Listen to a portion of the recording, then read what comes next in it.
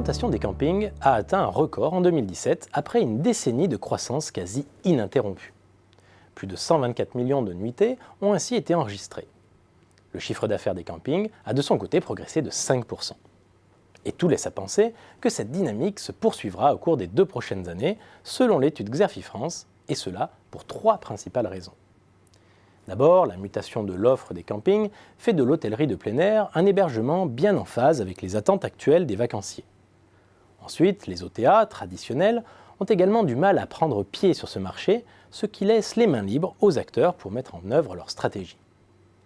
Malgré des efforts commerciaux importants, Booking référence par exemple aujourd'hui moins de 10% des campings français contre plus de 50% des hôtels. Toutefois, des OTA d'un nouveau genre tentent de se faire une place. Affaire à suivre donc. Enfin, le secteur de l'hôtellerie de plein air a su prendre le virage de la digitalisation et ainsi répondre à la montée en puissance du e-tourisme et séduire ainsi davantage de vacanciers. Reste que les exploitants sont toujours plus nombreux à vouloir tirer profit de cette dynamique, comme en témoigne le foisonnement des enseignes dans le secteur. Après Vacalliance, qui a franchisé sa marque historique Toapi, Pierre & Vacances a fait une entrée remarquée sur le marché avec le lancement de Maeva Camping en 2017. Un acteur de poids qui compte bien s'appuyer sur son riche portefeuille client et sur la notoriété de Maeva pour atteindre des objectifs de développement ambitieux.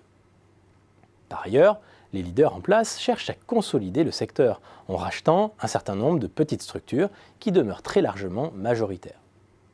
Ces leaders s'appuient pour cela sur ce qui fait leur force. Des marques connues, un savoir-faire en matière de gestion d'établissement, des plateformes de réservation de grande taille, des bases de données clients étoffées ou encore une expertise de pointe en matière de yield management. Face au durcissement à venir de la concurrence entre chaînes nationales et indépendants et à la percée toujours possible des OTA, les leviers actionnés par les exploitants pour garder le cap de la croissance sont multiples.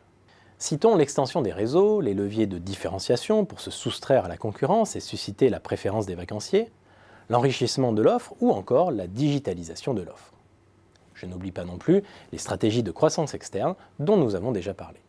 Des stratégies emmenées d'ailleurs aussi parfois par des fonds d'investissement tels Apax Partners ou Montefiore Investment.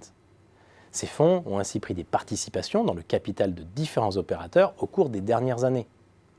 Au travers des moyens financiers apportés, ils cherchent le plus souvent à accélérer la croissance des groupes en France comme à l'international, avec bien souvent pour objectif final de céder ultérieurement leur participation sur la base de valorisation élevée.